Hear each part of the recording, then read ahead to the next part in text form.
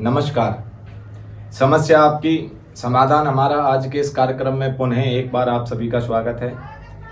आज हम चर्चा करने जा रहे हैं कि विवाह में बाधा क्यों आती है। आज का जो कार्यक्रम है वो हमारा है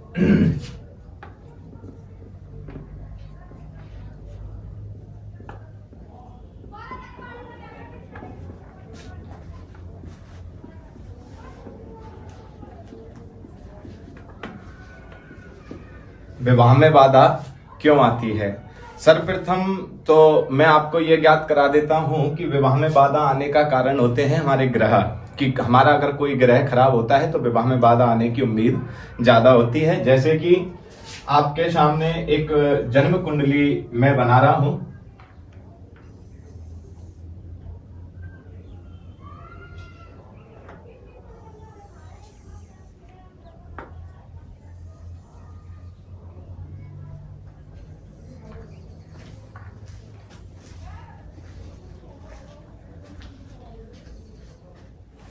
ये जन्म कुंडली आपके सामने तैयार है और इस जन्म कुंडली के द्वारा हम ज्ञात करेंगे कि हमारी विवाह में बाधा क्यों आती है।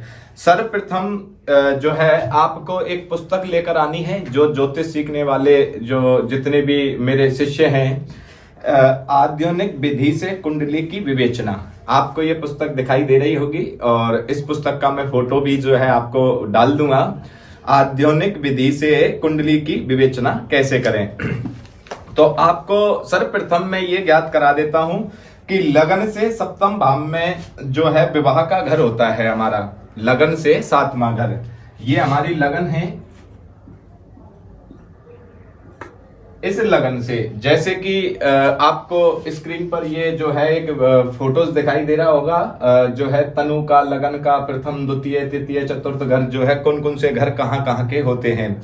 तो इन कुंडली के मुताबिक अब आपको ज्ञात कैसे करना है। ये हमारी लगन होती है, यहां से हमारा लगन आरंभ होता है। तो यहां से सातवां घर, जैसे कि 1 2 3 4 5 6, तो लगन से सातवां घर, यानी कि सातवां घर हमारा हुआ 1 2 3 4 5 6 7, ये हमारा सातवां घर हुआ। ये हमारा विवाह का स्थान होता है। सातवां घर विवाह का घर होता है। जब ये हमारा सातवां घर विवाह का घर होता है तो लगन से सातवें घर पर विवाह के बारे में देखा जाता है कि विवाह में बाधा आने का कारण क्या है। अब आपको ज्ञात कैसे करना है।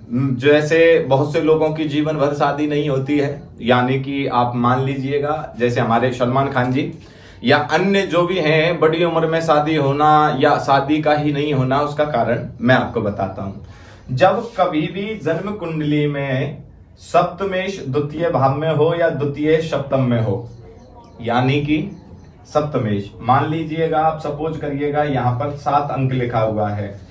7 अंक जब लिखा हुआ है तो 7 अंक बनती है तुला राशि। अब ये जो तुला राशि बनी है इसका स्वामी है शुक्र।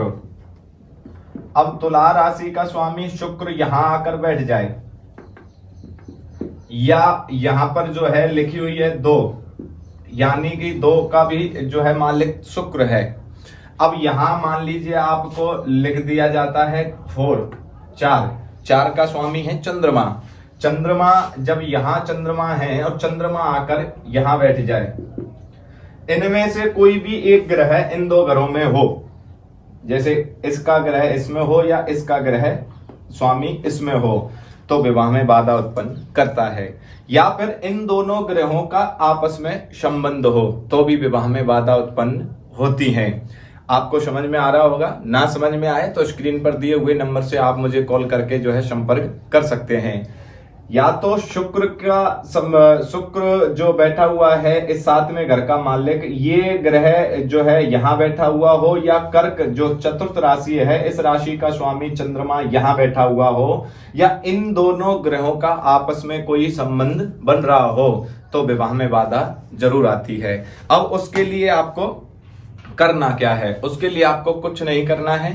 तुलसी के पौधे के नीचे से जो है थोड़ी सी मिट्टी लेनी है और मिट्टी लेने के बाद में उसकी शिवलिंग बनानी है। शिवलिंग बनाने के बाद में उसे आम के पत्ते पर, केले के पत्ते पर या पान के पत्ते पर स्थापित कर लेना है।